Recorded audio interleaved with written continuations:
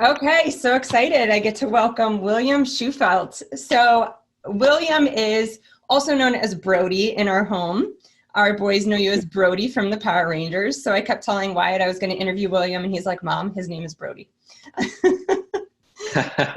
So excited to bring you on here. I met William last year, actually, at a conference in Austin. And I was instantly drawn to your energy, your charisma, your passion for what you're doing. And, as most of you know, I do a lot with ketosis and fasting, and I teach people how to incorporate these strategies in a healthy way. Something Jason and I are extremely passionate on is always experimenting on ourselves and putting ourselves through things first, mastering them, feeling them from the inside out, knowing the science behind them, and then bringing them to our audience. Typically, interviews like this, we only share in our private group. However, I wanted to bring this to our general audience. So William has, lived a lifestyle through fasting and ketosis. And now what I wanted to bring him in on is the carnivore diet. So Jason has been showing interest in and learning about the carnivore diet and adding more specifically organ meats and nose to tail, which we'll talk about a little bit later, into our life. And so I wanted to bring you on to talk about that. So welcome, William. Thank you for having me on. And I'm glad to hear Brody lives on. Oh, Brody is on in our house almost every day. I'm so sorry. It's okay. We like it. That's awesome.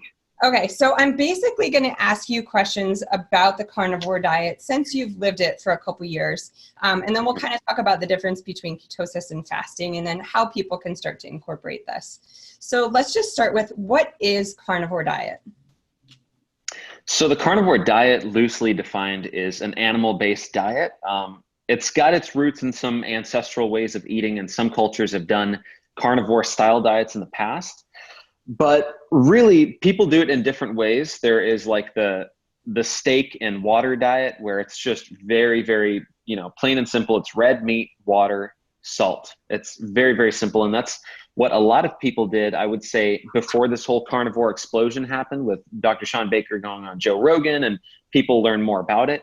So kind of before that wave of publicity, people were just doing red meat and water, and there were some Facebook groups around this, and I was following this stuff about 3 years ago, trying to learn more about it. I wasn't really on board at the time. I was doing more keto, and people were experiencing amazing remission of, well, let me not say remission, but huge improvements in their autoimmune issues, amazing weight loss. People that had been addicted to carbs for years were finally able to sort of kick that dependency.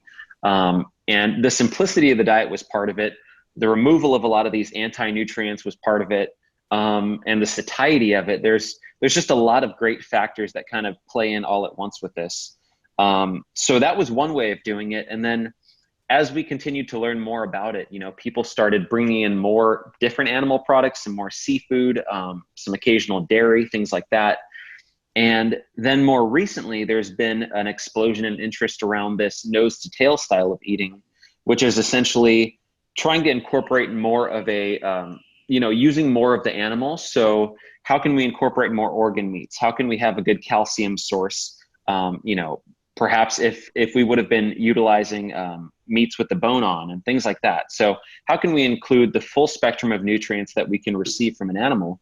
And that's what people have been trying to replicate with some supplementation, some strategic supplementation, but also with including organ meats and things like that. So that's kind of, I guess you would say, the latest iteration, the latest wave of carnivore that's kind of come around. And essentially what I do is I just try to combine the best of the best. So what I do is I take something from everything and I try to put it all together into something that works best for my goals, for the goals of my clients, and just information that I could put out to my followers. So what that's kind of landed me on is a diet where I've optimized macros a little bit. I've included a lot of nose to tail stuff. I've also included, certain plant foods that some carnivores include, like herbs, spices, coffee, things like that. So it's kind of it's an approach that takes the best of each world. And that's a 5-minute answer to a very simple question. Yeah, no, that's a great answer. Love it. Okay. So many questions from that, but let's start with, you have used ketosis and fasting, as have a lot of the people in our group. So I know particularly for our private groups they are going to want to know, what was the impact of carnivore diet when your body was used to eating that way? What changes did you notice from, updating from just ketosis and fasting? Oh, okay. So one of the main things I noticed was just a huge improvement in satiety. And part of that may have had to do with the macro ratios, but coming from a more traditional ketogenic background where I was going more moderate with the protein, higher with the fat, I would basically be consuming a good amount more calories to reach the same level of satiety as I would on carnivore, where I would be reaching that same satiety at a lower level of calories. And the difference in macros was that on carnivore, I was consuming more protein. And some of the things I noticed was better workout performance. I got leaner in a pretty short amount of time. So within about a month of doing carnivore, I had dropped body fat and my lifts in the gym went up, which to me, that was one of the main reasons that I really wanted to play with it, because keto and fasting had taken care of most of the check boxes that I wanted taken care of. Skin was better, digestion was better, mental clarity, just acuity and being able to focus, being able to go long periods of time without food. That was all fantastic. But the last few things that I couldn't really nail was, how do I improve my performance, my strength, more energy throughout the day as well. I wanted to have more sustained energy with that. And yeah, just getting leaner overall. So carnivore was kind of the thing that allowed me to check every single box off. And over time, I found ways to optimize it even more. But I would really say those were some of the main ways that it changed. I mean, going into keto, I was coming from a whole foods plant-based diet that I did for about 4 years. It was kind of like 3.5 years that I was doing whole foods plant-based. That was all through college. So it was definitely a major difference going keto. A lot of things changed pretty quickly on that. But going carnivore, kind of doing the full 180, that was where I experienced that everything was where I wanted it to be, essentially. Okay, got it. I have to write my questions in between because there's ask you. I'm curious. So we have people, and sorry about my voice, I'm losing it. We have people that actually measure. Do you use the Keto Mojo so you're tracking your glucose and your ketones? No, I don't anymore. And I've got a whole speech about that too, but I'll not go into that. But I'm just on this whole kick about I guess in being intuitive and stuff like that, that's kind of another trendy thing nowadays. But to me, it means a lot, because I really wanted to find a lifestyle that I could see myself continuing when I was 60, 70, something that I know which foods to eat, I know how to train, and I can sort of really listen to my body. These things have been thrown around so many times that it almost becomes kind of like you roll your eyes at it, but it really, really matters to me.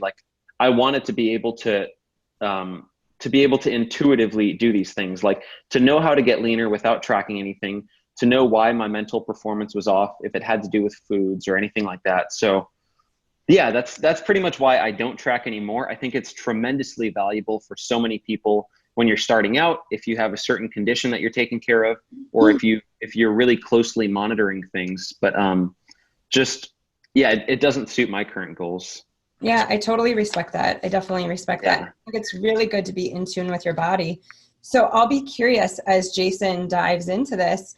One of the things that we watch for with ketosis and fasting as we're getting people into it, we do use the Keto Mojo. And part of that is we want to make sure people's protein doesn't get too high, because it stimulates gluconeogenesis and you actually make glucose. So I will be curious to see, we often will incorporate higher protein days, especially for him with his lifts and his workouts and things like that.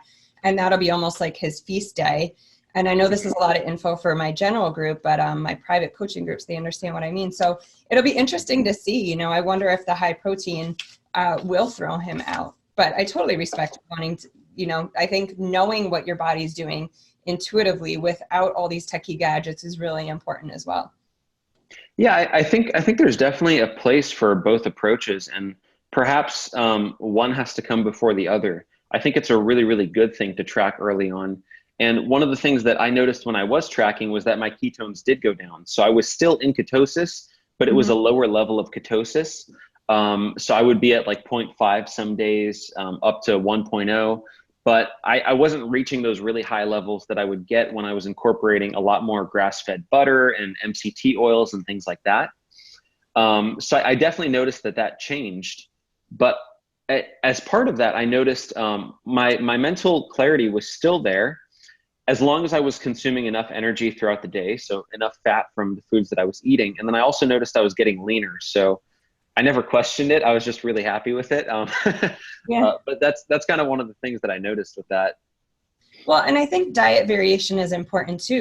We use ketosis as a therapeutic strategy. It doesn't Yes. necessarily mean that we want people staying in it consistently. We want people throwing in these variety of foods. And that's also why our interest has been peaked in carnivore. So we talk a lot about diet variation. And what I mean by that is, say you're living a lifestyle of ketosis and fasting. We talk about a once a week feast. We talk about monthly diet variation, especially for women with their hormones and their cycles. And then really important, we talk about seasonal variation. And so eating what's appropriate each season. And so that's why, carnivore is particularly important from what I know with the science in the winter, that the meat and the high fat and then even like fermented foods would really be what we would have access to if we didn't have shipments from Mexico and Florida and California. We live in Northeast New Jersey. So what are we designed to eat in the winter? In addition to just, forcing us to look outside of our typical food patterns that we fall into of, Tuesday nights we eat this and Wednesday nights we eat this. So really excited to dip into more of the organ meats that have so many nutrients and vitamins. So you talked about nose to tail. Let's talk about that a little bit.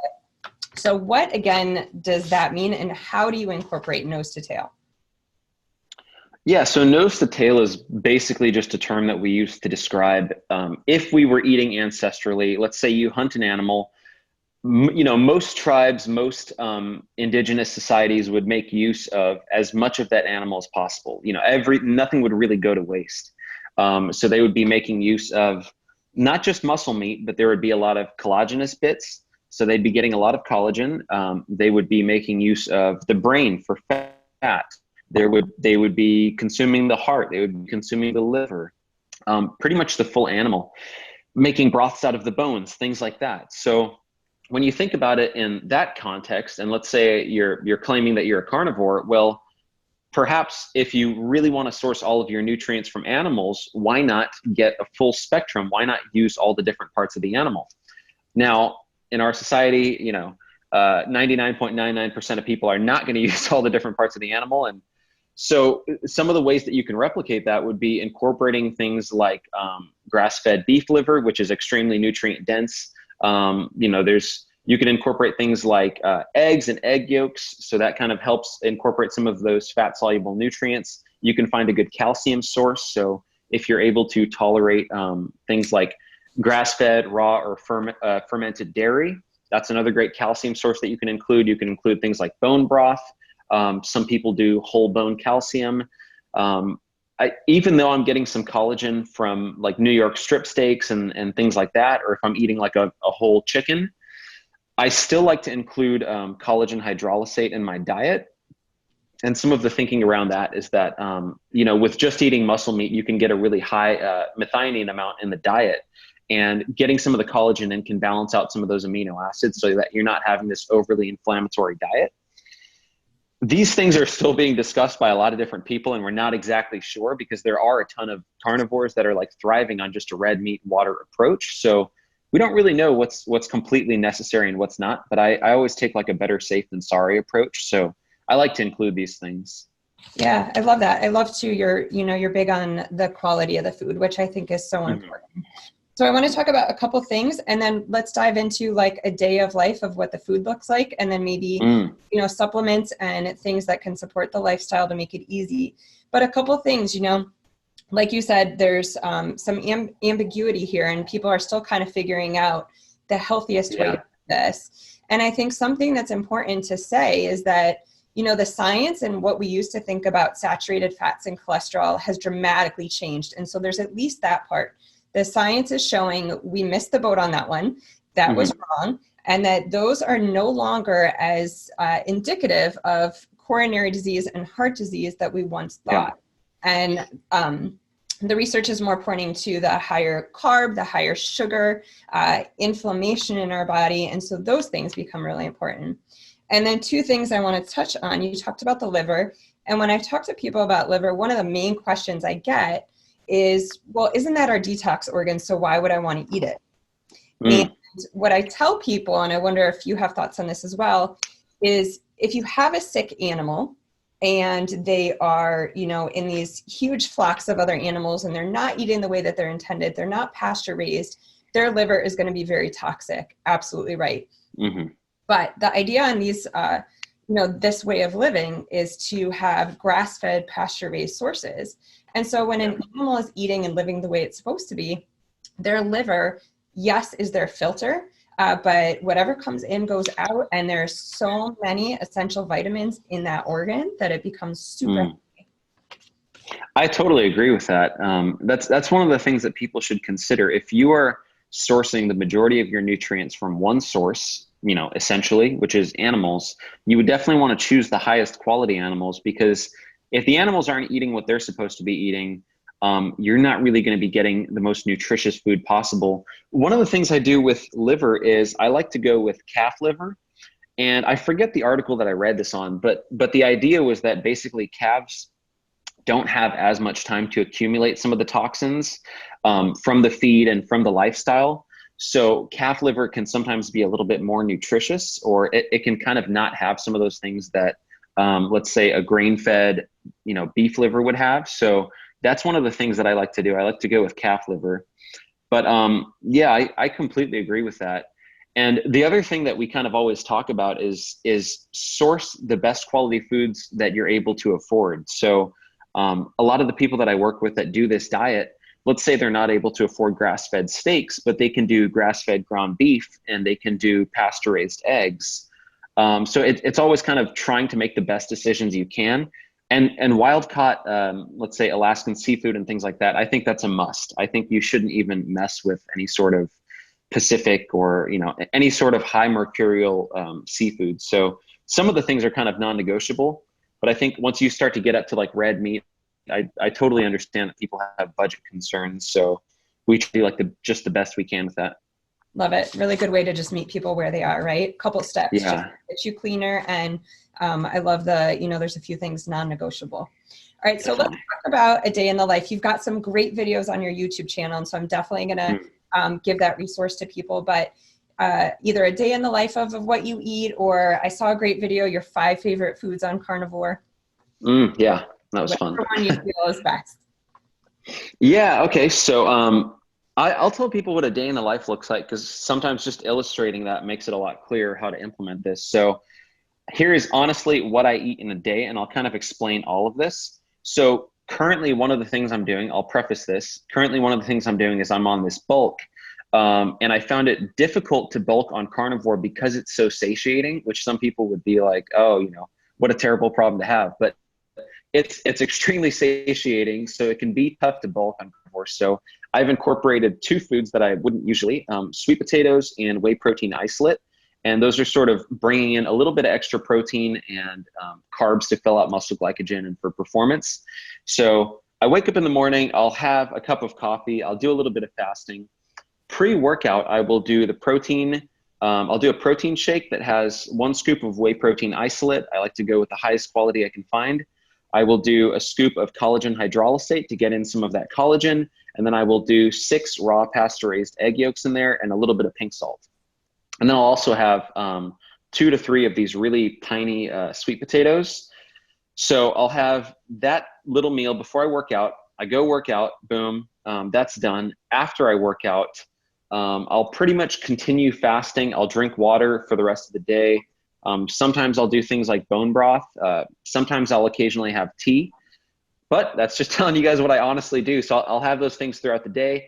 And then later at night, that's usually when I have a meal that consists of predominantly red meat and then some source of seafood. So I will usually do a New York strip steak. I like that it has that, that tendon on the side. So that's getting in some collagen there. Occasionally I'll do ribeyes, but at this current point in my journey, I don't go too high on the fat anymore. You know, so I try to stay pretty moderate with that. So I'll do ribeyes. I'll occasionally do grass-fed ground beef. And then in terms of the seafood sources, it's usually one of 3 options. I might do salmon roe. I might do wild-caught sardines, or I might do, what was the other one? Oysters. Huge fan of oysters. So I like to cycle those in throughout the week. And then, also earlier in the day with that protein shake, I take these supplements. It's pretty much like an organ complex.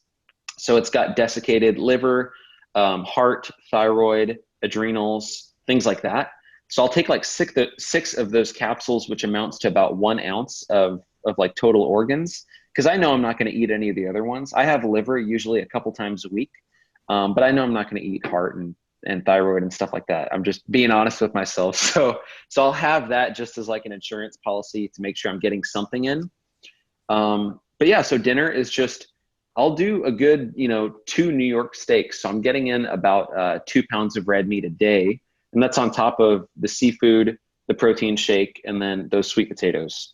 Now, to tell people what I used to do, when I was focused on like carnivore shredding and all this kind of stuff that I was doing, there were no sweet potatoes. There was no whey protein shake.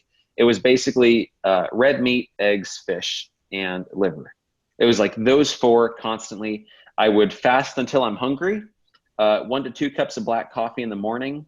Some carnivores don't like to include that. I find that I'm fine with it. So 1 to 2 cups of black coffee in the morning. I would actually supplement with salt pre-workout. So that was like my pre-workout supplement. So I would take about 1 teaspoon of salt before I work out. And I find that would kind of help out with strength in the gym, muscle contractions. And some of that has to do with the electrolytes. And that's pretty much what that approach looked like. And that worked for me to take care of my overall health, but also to get extremely lean and to sort of achieve the physique that I wanted for a lot of my acting goals, which I don't think your listeners are doing this for their acting goals, but it definitely works to get lean. Good Lord, does it work? Yeah. So now I'm kind of in a different stage of that where I'm trying to figure out how to bulk up. So it's changed my approach a little bit, but that's pretty much what a day in the life looks like. Sometimes at night I will take a little bit of magnesium citrate before I go to sleep, but that's pretty much it. That's what it looks like.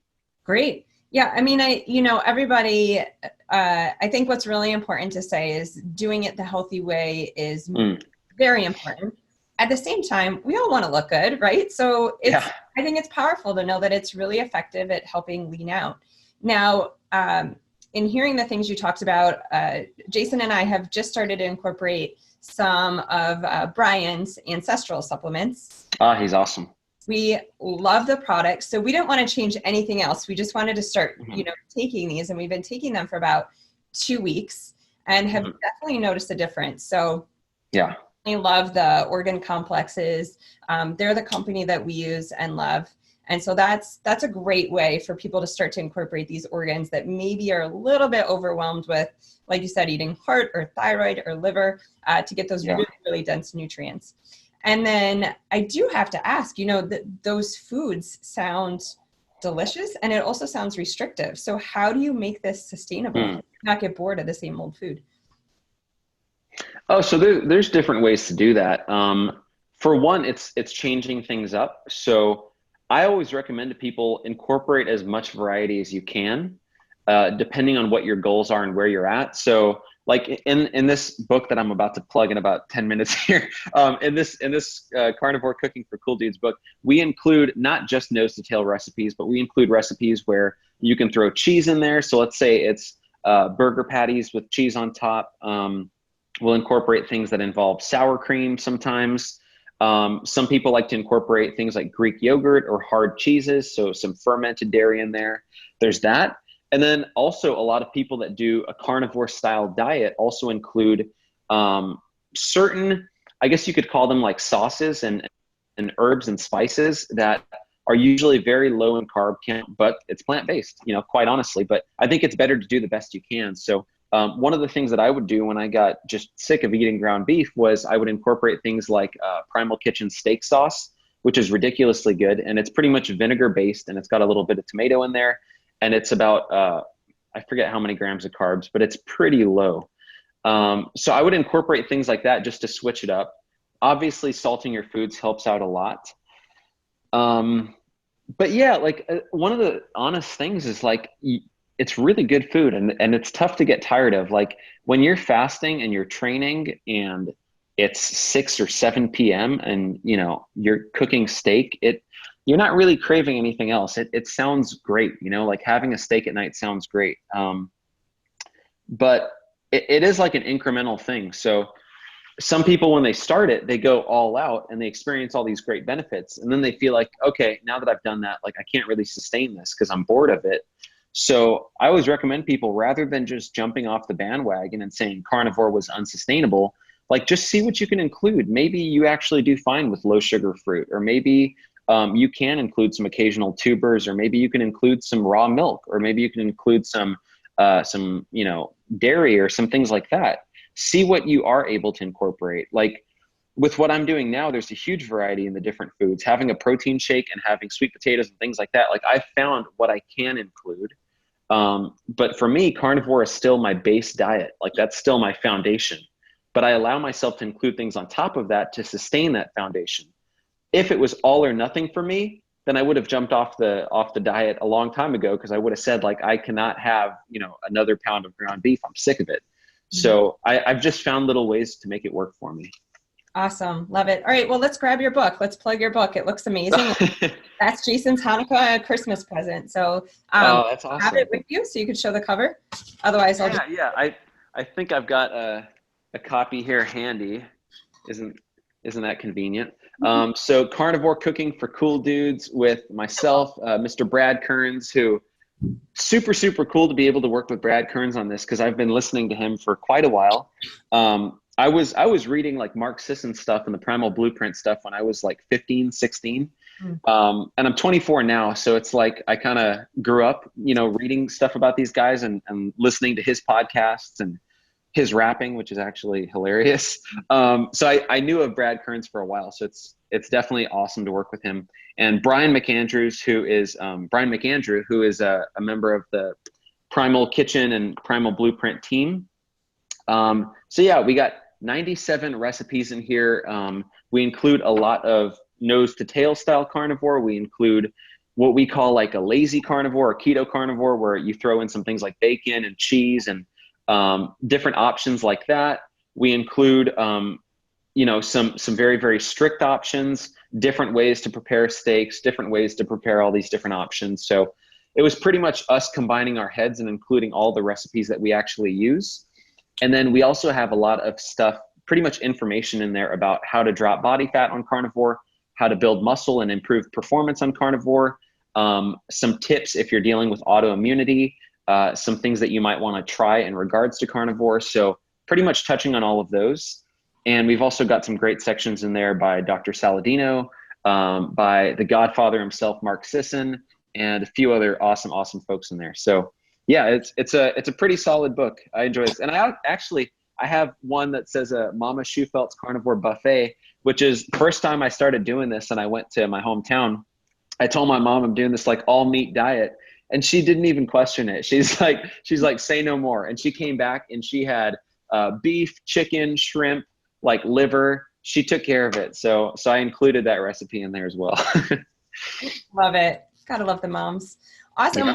Thank you. That sounds like such a great resource. So I will link to Amazon where they can find your book below.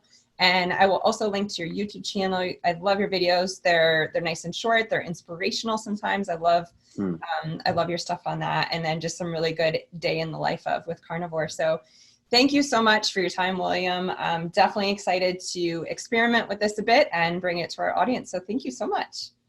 Thank you, Melissa. And I look forward to seeing your guys' results on it. For sure. Cool. See you soon. Okay. See you.